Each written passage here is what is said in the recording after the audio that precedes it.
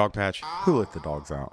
What's up, Curbs? Who did let the dogs out? I don't think they ever figured that Did they out. ever get to the bottom of that? I don't think so. And, like, what's the recourse for that? Is there a law in the books about dogs being out? Is anyone unhappy to see dogs? Maybe You not. know, when I first moved to Chicago, around like Lake and Damon, where they tore down the Henry Horner homes where the projects were for a little while, a lot of like packs of feral dogs. Like it was an issue in the late 90s here in Chicago. Like some teenager would get mauled by a group of like crazy dogs. And I've seen them driving over there, and it would be like every dog, like a Chihuahua to like a Mastiff, like a motley crew of these like raggedy ass street dogs. Well, that's what's kind of crazy about feral dogs is that it'll be like the meanest fucking corgi on the west side of Chicago. Yeah, the world's roughest corgi. We don't spend too much time talking about dogs, even though the show's called Dogpatch. No, we hadn't really gotten into it. Yeah. Today I thought we were going to see a dog, and I got so excited, and then we didn't, and I kind of feel a little bit of emptiness. There was some disappointment, and that's a dachshund that we could have seen.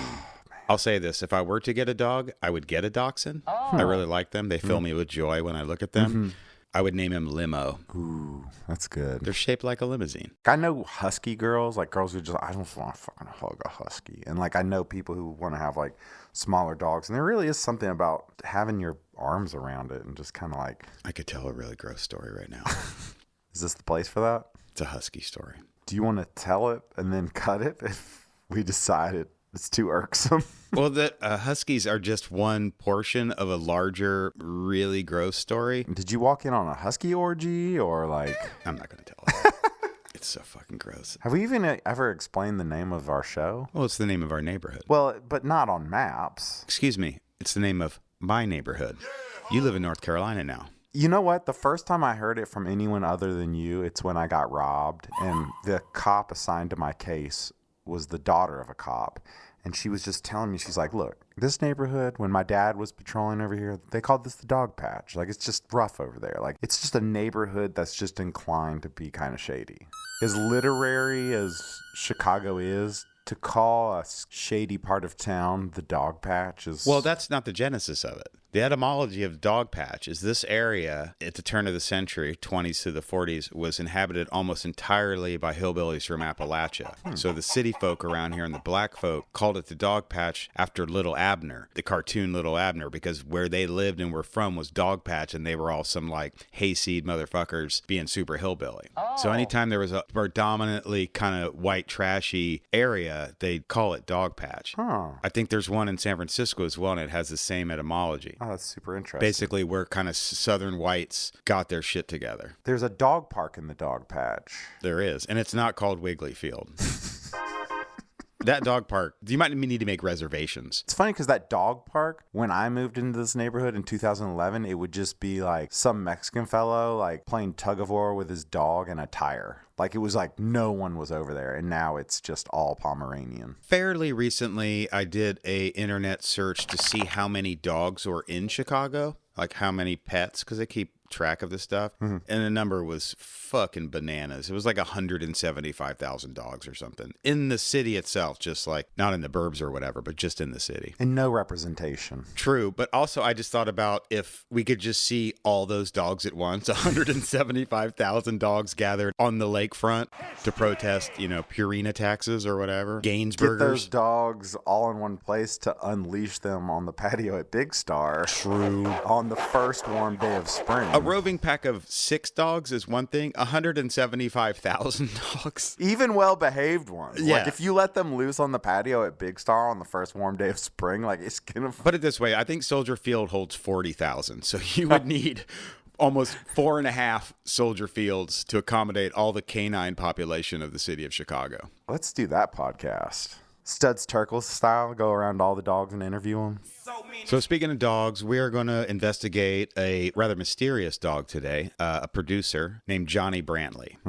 Have you ever encountered this name before on Soul 45s of the 60s and 70s? I know some of the records you're going to play, but the name Johnny Brantley is not immediately recognizable to me. Kind of an unknown figure. He's from Georgia. He's from Vidalia, Georgia. And consequently, his production company is called Vidalia Productions. He did all of his work in New York and New Jersey. And he's not super prolific. There's about maybe 40 to 60 records that are associated with him, but all are marked by a very particular kind of ruggedness, even when they appear on major labels, because he did small label stuff and he did some large label stuff. The batting average is extraordinarily high. They're almost always good. He worked with a couple artists closely and made a number of records with them. We'll discuss those individuals when we play the records. Around 1972 or 1973, he kind of disappears. Did a couple things in Memphis for Stax and Truth under the name John Wesley. He had a pseudonym. He definitely rubbed shoulders with Jimi Hendrix. And the Jimi Hendrix Spectre hangs over a lot of this, and we'll discuss that as the show progresses. But mainly, we just want to highlight his music because it has a very particular kind of rough-hewn quality that's awesome. It's really good. Even when they're doing slick stuff, it's still got this ruggedness, and it's very appealing. The songs that I know I love, and when you said we're going to do a show of this guy, I've said, well, I can't wait to see what records fill in the gaps of the stuff I already know. So we'll start here just to give you a rough idea. We'll play an up-tempo number by Jimmy Norman, who was kind of a journeyman soul guy, originally from Nashville, made a lot of records on Little Star in California. This particular record is on Mercury, and it's called If You Love Her. And I kind of wish I had this record 20 years ago when I was DJing like funk and like up-tempo nights, because this thing gets down.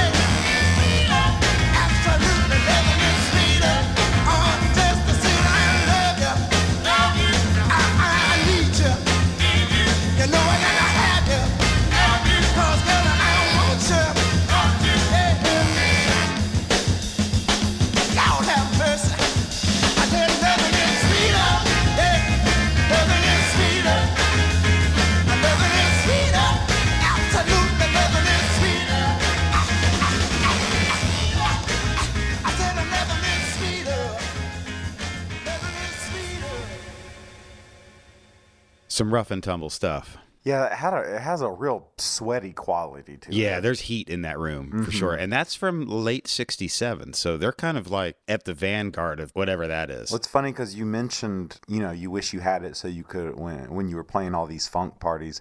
I think we talked about it a little bit when we played some of that forthcoming material. Imagine walking into that scene. My gosh. When that band is playing. Like Yeah. when they're, because like that vocal performance is really compelling. Like he gets after it in a studio. Mm-hmm. Imagine what that brother does live. Yeah, Jimmy Norman is a great performer. The band on that is undoubtedly guys from Atlanta. The guitar is either Lee Moses or Freddie Terrell. And those are two names you'll hear throughout this show because Brantley got good guys to do his bidding. So around that same time, 66, 67, the Ohio Players were in New York and New Jersey. And Brantley produced their records for Compass.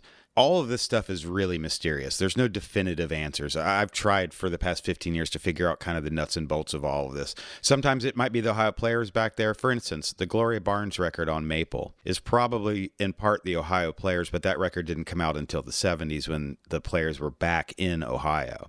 So there's all this confusion. It's all a little bit murky. And what's left is just this incredible music. So a lot of this is going to be speculation on our parts. I do know when I'm hearing a particular player's guitar, like on that one, that's probably Freddie Terrell.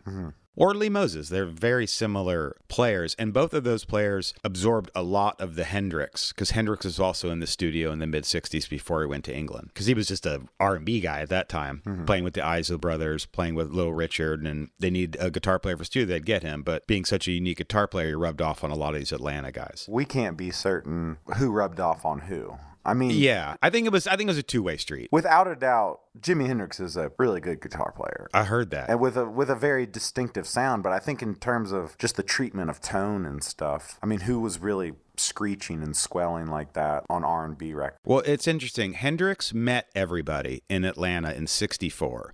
He went down there, maybe with the Isley Brothers, with somebody, but he kind of maybe stayed there for a little while and kind of got in the scene. And that's obviously where Johnny Brantley and all these other Atlanta musicians met him. So it was natural if they went up north into New York City or New Jersey to record, they would ring him. Yeah. As big as the scene seems now, it actually wasn't that many people. You know, the circuit was the circuit. Yeah, your boys are your boys. You call the guys you know who play the instruments you need. So the next song we'll listen to is by a fellow named Bobby Dixon, who I know zero about, and I don't think anyone knows anything about him. He only did one record. It was for the ABC subsidiary Probe. Actually came with a picture sleeve, which was a little bit out of the ordinary for a 60s soul record. But again, it's got the same kind of rough and tumble. It's got sophistication, but at its core, it's kind of hood. It's kind of like, it's rough. It's like flying cut sleeves kind of shit. This is called Woman, You Made Me. It's a heck of a thing to wake up on 7th Avenue. And then again, it might be Cottage Grove, Chicago. Or even Western Avenue, Los Angeles, California. And you wake up one Monday morning, lying there somewhere in a gutter, realizing that you've been a drunk and a bum in the world. And then long come a woman, I don't believe y'all hear me. I said long come a woman, bringing love and understanding and constellation into your life. The reason to tell y'all about this, cause this woman made me.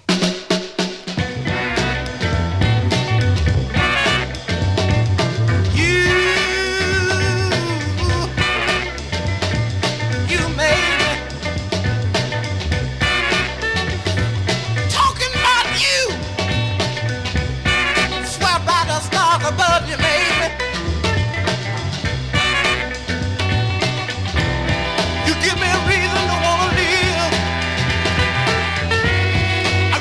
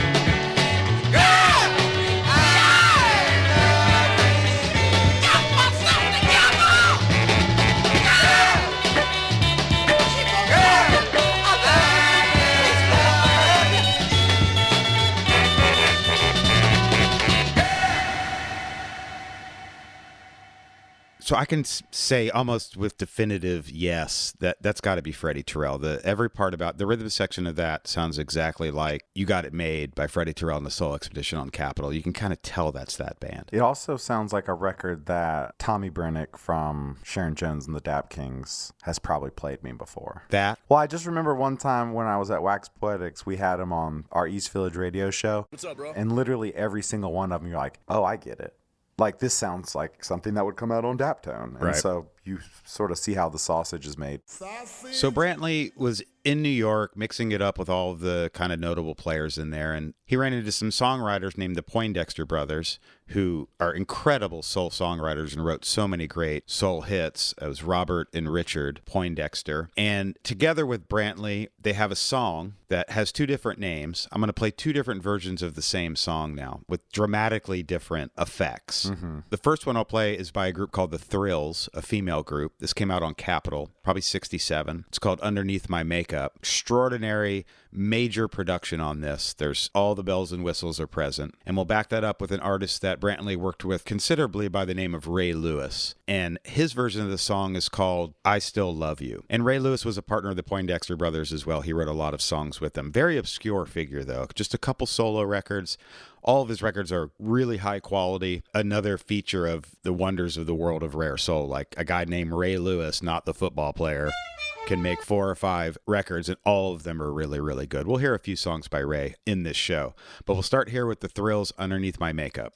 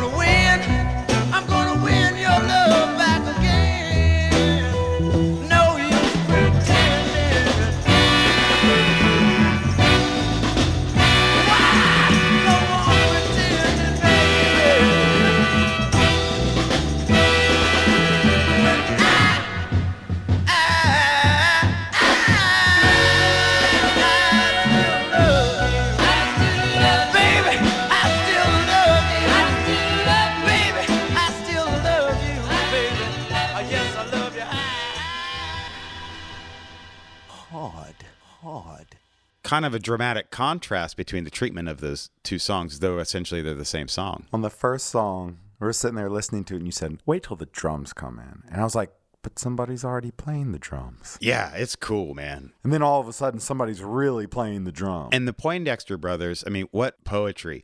Underneath my makeup. Such a beautiful visage. When I heard that lyric, I was like, this is kind of some diabolical shit that I'm surprised more people haven't riffed on that trope. What? So Brantley was definitely fond of kind of gruff-voiced singers. Ray Lewis definitely has that kind of like gravelly, seasoned pan. Lee Moses also sings in that way. He's a rough singer. He's a great singer with a lot of depth, but essentially he's kind of like a typical deep soul shouter. Mm-hmm. So we'll listen to a particularly rugged Lee Moses track that appeared on Dynamo a few years before the LP on Maple. You know, he has records on Musicor, one on Dynamo. It's a very spotty recording career. He died young as well. Lee Moses is one of the great unheralded figures of the kind of rare soul scene.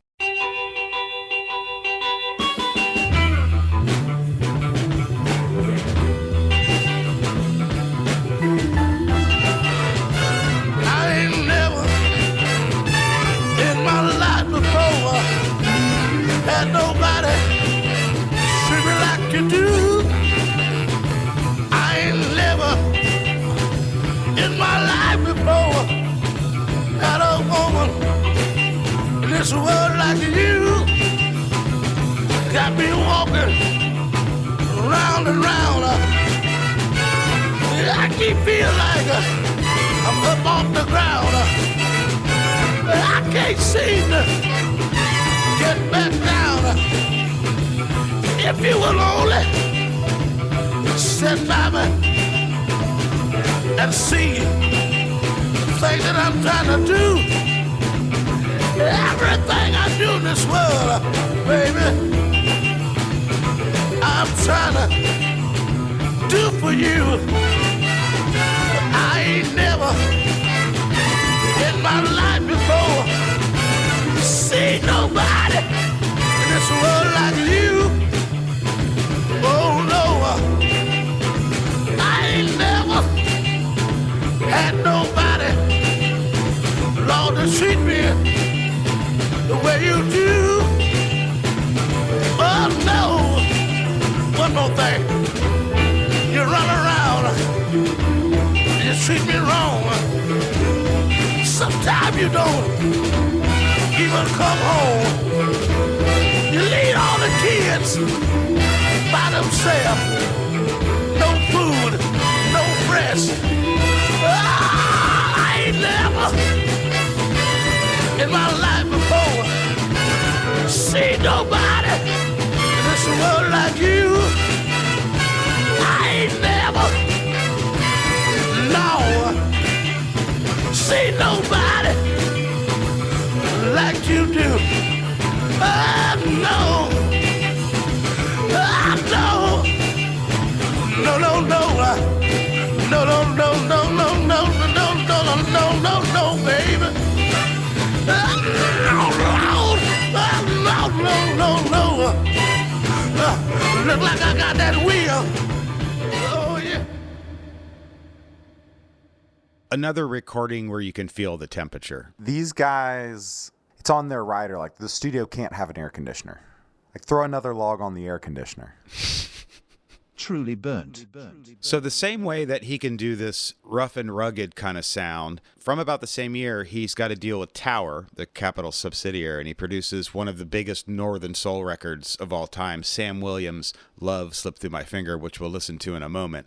But in direct contrast to that Lee Moses song where it's kind of country boys getting down in New York City, he's got this gliding, elegant Northern Soul by the numbers with, you know, the perfect amount of soul, the perfect amount of gloss, and it's all coming out of the same stable. Can we get a feel for how successful this guy was? I think he was successful enough to pay the bills. Mm-hmm. He's not buying a jet. He probably had a decent apartment. I don't think he by any means was wealthy or successful in the larger scheme of things. It seems like all these records are good. Yes. He's throwing a lot of darts and hitting hitting some good numbers, but he's not cleaning up. I also have this sneaking suspicion that he was probably a really nice guy.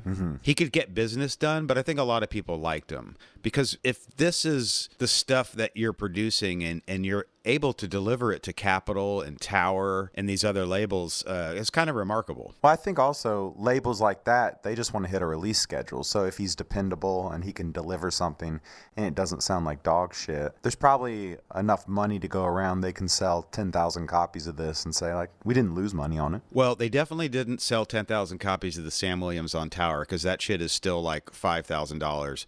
Marketwatch. It's time for Marketwatch. Sam Williams? Has it always been $5,000? Yes. And probably will only get more expensive. Because of the Northerns? Because of Norman. So get in now. Stormin' Norman. Stormin' Norman predicts this will rise in value even as that generation dies off.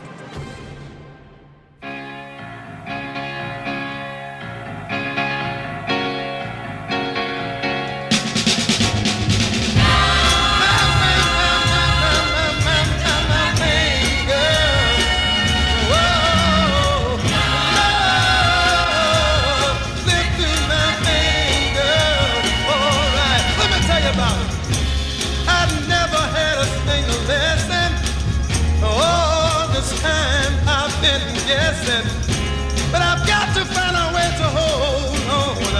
Gotta keep a love all on my own. Because love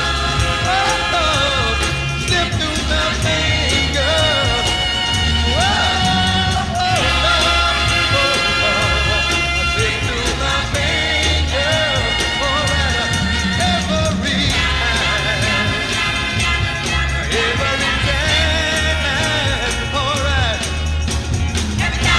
I've got to find a way. I gotta chase old man heartaches away. Cupid, please have pity on me and send me your love and no more misery. Because love slipped through my fingers. Love slipped through my fingers. Every time, gotta tell you, every time, alright.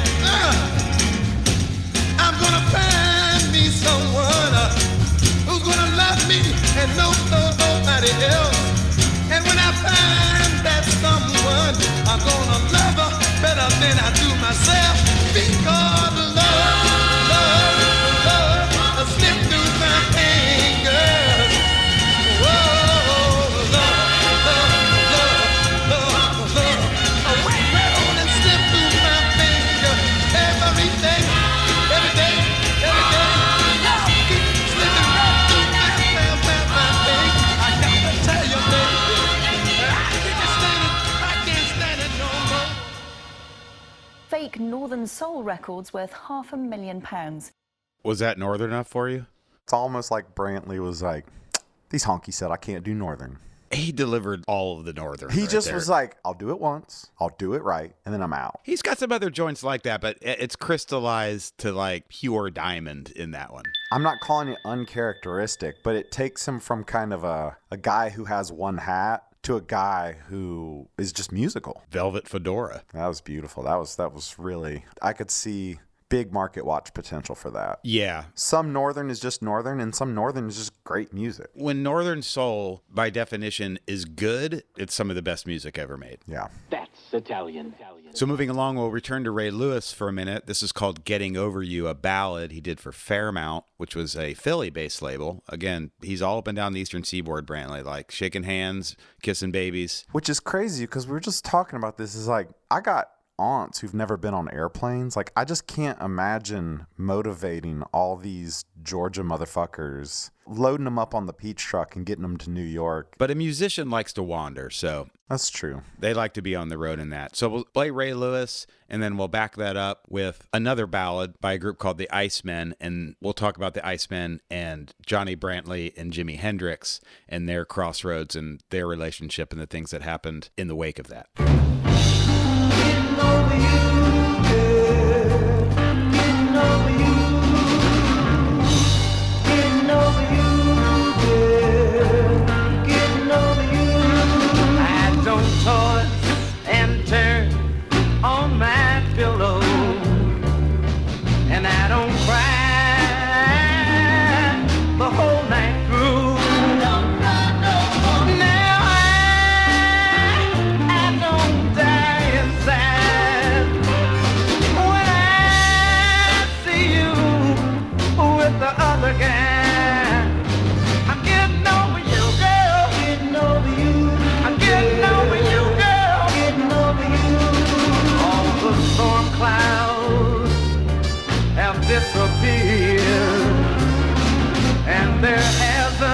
been a rainy day for years.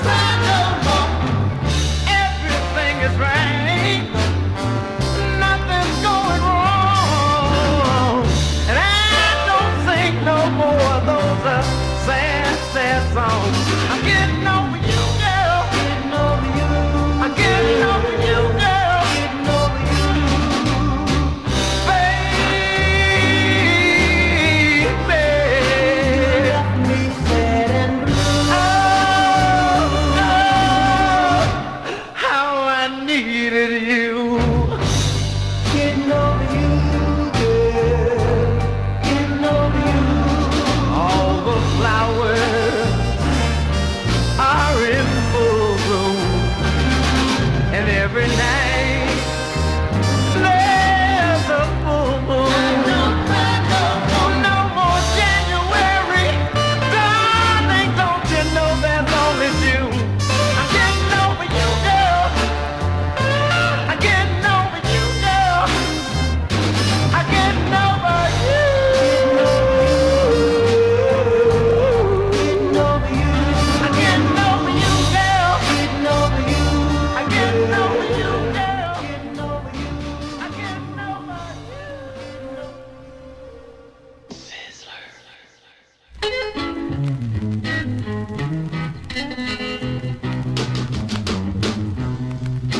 Da da da da.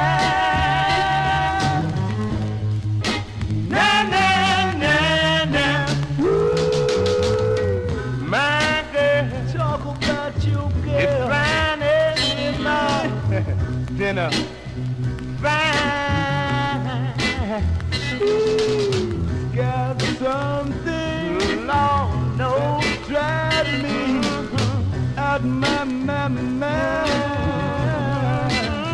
She got a nice personality, and if you ever saw her, you will agree that she's a fox now. My baby, she's a fox now. Na na na na na na. She stand out na na na above the crowd. She shall make her fellow proud. Oh, da da da da. Na na na na. My girl, talk about your girl. It's needed more than a need. She's tough, long, no girl comes so loud on the physique. Now, some girls got it long, some girls ain't so. Some girls can do, Lord, and some girls can't. But she's a boss now. My baby, that she's a stone box. My baby, that she's a stone box. My baby, yeah, that she's a fifth box now. My baby, oh, she's a fifth box now. My baby. From that first note, you could tell that was Hendrix on that recording. It's always that way on this early stuff, like the Don Covey stuff, the Isley Brothers Testify stuff. It's just as soon as he just plays a guitar differently. His guitar playing and Curtis are the same. It could only be them. Ironically, it was that first thing that you played that was heavily narcotic. Yes, the Ray Lewis. Like, we're waiting for the opium den legislation to pass so we can pump this in every jukebox at every opium den in New Jersey. So the Icemen, what we just listened to, that came out on Samar, a label called Samar, in '66. So during kind of like 65, 66, 67, kind of before Hendrix goes to New York, Brantley's getting him to do all the session work. So upon Jimi Hendrix's death in 1970, Brantley went full cash in. All of those weird trip records and all those strange bootlegs, or a lot of that is Brantley going back to the masters and like turning everybody down except for Hendrix, cranking it, maybe even adding effects, often using recordings that Hendrix wasn't even playing on, maybe Freddie Terrell or Lee Moses, that kind of sounded like Hendrix, cranking it up, selling it as Jimi Hendrix. And a lot of the recordings with Lonnie Youngblood at All Platinum were the same situation, where Brantley definitely cashed in on all that stuff. There's nothing wrong. For Hendrix minutia, there's a really, really good website called earlyhendrix.com, which basically is every second of Jimi Hendrix's life and where he was, what he was doing. It's kind of insane, actually. I was like, whoa. I was scrolling for like 30 seconds and I was still in like March 1965. It's really remarkable how much they have documented his every movement. And he was a moving motherfucker. He was everywhere in the mid-60s. You know, that Jimi Hendrix sort of documentary that Bootsy Collins basically does the voice of Jimi Hendrix and reads his postcards and correspondences and stuff from the army and all that. You get the feeling that, yeah, this is a guy who could just pick up and go. And sent a lot of postcards, you know, went a lot of places. And that was, you know, it was always like, here's my new address for another month. So I will say this a little bit about the Hendrix estate and legacy. They're so protective of it that it's actually dying on the vine. Like if you put in Foxy Lady into YouTube, you can't hear the real thing. Maybe by now they have it on some of the other streaming services, but for a very long time. To wit, any Hendrix biopic, there's no Jimi Hendrix music in any of them. The one where the Outcast dude played him, the one where Wood Harris played him. There's no Hendrix music in any of it. They wouldn't even license the music for like kind of above board biopics about Jimi Hendrix. Goodbye. Well, doesn't it feel like when you find out about music, you were just inundated with Jimi Hendrix? Like, he's one of those people that... Yes, but not so anymore, I don't think. Because it's kind of been like not really graduated to the internet world we live in. It's still being like people, they want every last cent for every single note. While he's such a powerful force, you're going to encounter him. It's definitely not as prevalent as, say, when we were in high school taking bong rips. And I think the real crime is that this early stuff is so good, it sort of stands alone. It's Jimi Hendrix as this role player. Great rhythm guitar. Yeah, I think his baby steps are really fascinating to watch. So now we'll listen to another song with two different treatments, a song called Got That Will. It's first recorded by Herman Hitson on Minute, another Atlanta guy. Then it was done by Lee Moses in like 71, 72. Kind of a topical song, rugged groove. They shout out a lot of the soul performers that were popular in the day, but notably, Herman Hitson's version, which is probably 68, 69, when Hendrix was still alive, there's no inclusion of Jimi Hendrix's name, yet when Lee Moses does it, he tacks Jimi Hendrix's name on there because he had already died and he's already a legend. So this was my inroad to Johnny Brantley. Lee Moses. The LP, Time and Place? Yes, but this song specifically. Got That Will. Got That Will.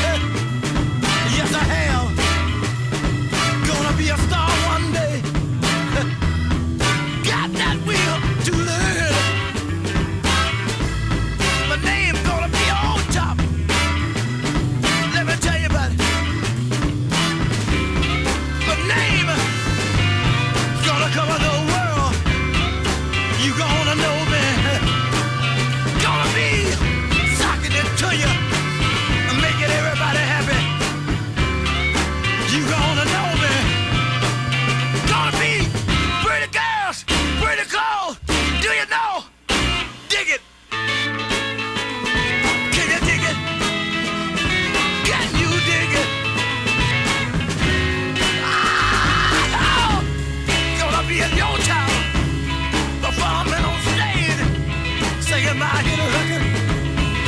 Listen to this. Do you know how I know? Got that wheel to learn. Yes, I have. Gonna be a star one day. I got it. I got it.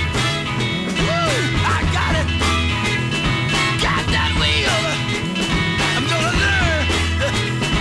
Gonna be a star. Big, big man. Sign this autograph. Smoking big cigars. Plenty of money. Recalculating.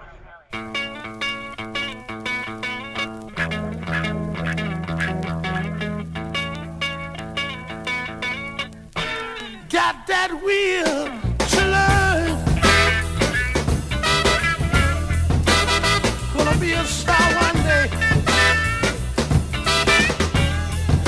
Got that wheel to learn. The name is gonna be on top. And let me tell you about it. Sliding the fabulous stone had too much soul. And they made it. Yes, it did. Dionne Warwick could do a lot for any song. She made it. Yes, she did.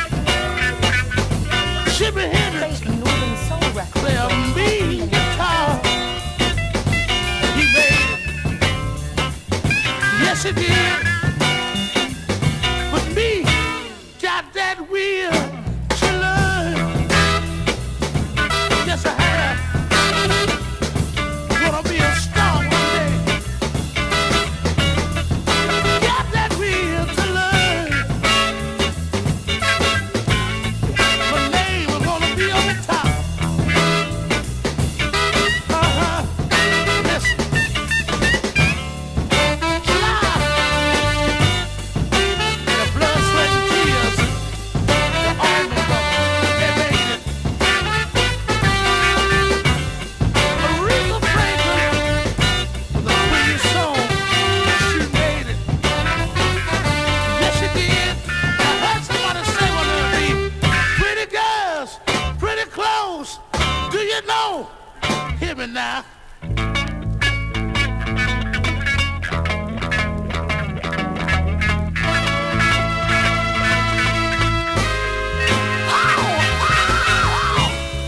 Gonna be in your town, performing on stage, singing my hit record, calling time and a place. Do you know how I know? Got that wheel to learn. I got it. Yes, I got it. Got that wheel. Gonna be a star. Gonna be playing at the pop. Dante, did you know that when I am crating and I see a Lee Moses on Maple, it's never that one? Are you seeing tons of Lee Moses on Maple out there in the vinyls community? You don't know what I'm seeing. You're crating that hard? Red Clay, Yosemite Sam mud flaps? big back off vibes. Big back off energy. Steak taco. Well, thank you for playing that. I love that song. So Brantley's in Jersey mixing it up. He stays up there. That's kind of where he does his business. I think he's pulling a lot of talent from Georgia, but there's no Georgia records with his name on it. It's all Jersey stuff. So he hooks up with Sylvia and Joe Robinson at some point at All Platinum, and they kind of have a label for him called Maple. Enhance. Everything on Maple's scarce. It's mostly LPs, only a handful of singles. Some rock shit on there, a group called Flood. Cool label, just utterly fascinating. So we'll play some highlights from his All Platinum days. And All Platinum always has a really cool production quality anyway. So we'll start by listening to George Scott, a song called My Neighborhood, kind of a slow urban cry type joint from a dumb rare LP. What's this LP doing? Numbers? Is this putting numbers on the board? The reason for the relative scarcity of most All Platinum items was wholesale cutout bin to Japan. Alice Clark LPs were also showing similar yields in Scandinavia. If you're going to find a George Scott, it's going to be sealed, and it's going to come from Europe or Japan. You're not going to find it in the streets of Englewood, New Jersey. Hence, currently trading for upwards of $2,000. $2,000.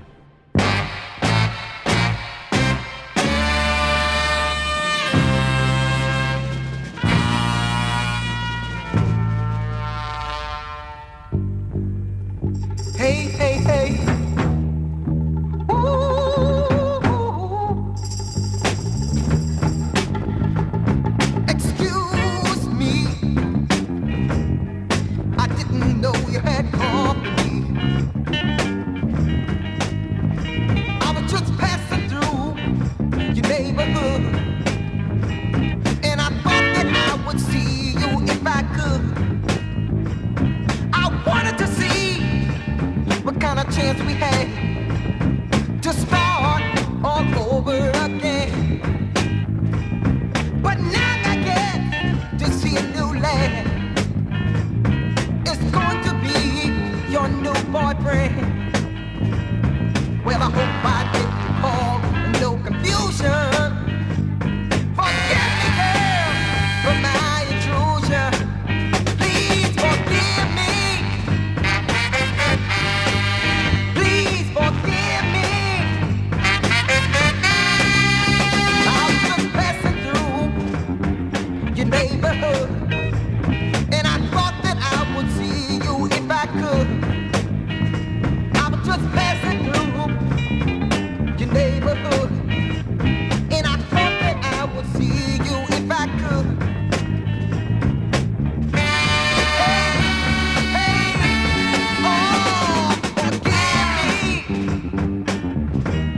I shouldn't have come unexpectedly. I guess I should have called you on the phone. But I thought that you would be there alone. Girl, I had so much I want to talk about, and I hope that we could work things out. How much better things were going to be. But I guess this new land has replaced me. Well, I hope I didn't cause no confusion. Forgive me, girl, for my intrusion. Please forgive me. Girl, forgive me. I was just passing through your neighborhood, and I thought that I would see you if I could.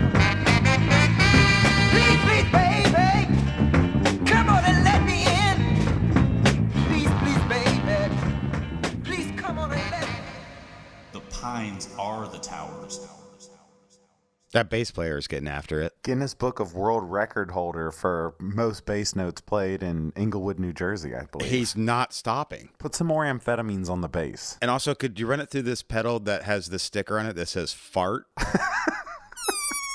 Like I said, it sounds like he's playing it with one finger on one string. Like he is running up and down that bass. Yeah, he's really, really getting after it. So that was the obscure George Scott, My Neighborhood, from his lone LP on Maple.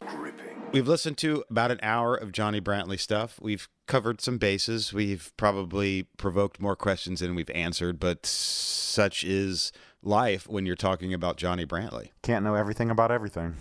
So the last track we'll play is by Gloria Barnes, a kind of cult figure now. This LP on Maple has been reissued several times over the years. It's always been a big ticket item. And people think that this is the Ohio Players playing on this due to Brantley's association with the Ohio Players in the 60s. But this is a little too late for the Players to be on this. I actually believe that the band on this one is more of the kind of wood, brass, and steel, all platinum, people that back the Moments and whatnots, that group. It sounds a lot more like them than it does the Ohio Players or any of the cats from Atlanta that Brantley was fucking with. I'll allow it. You'll allow it? I'll allow it. It's in the game. In any case, the Gloria Barnes is a great way to end the show because, you know, it's the 70s now. It's like 71, so we have Brantley in the 70s. Well, cool. Well, this has been Dogpatch. I'm John Kirby. I'm Dante Carfagna. Free Jimi Hendrix. I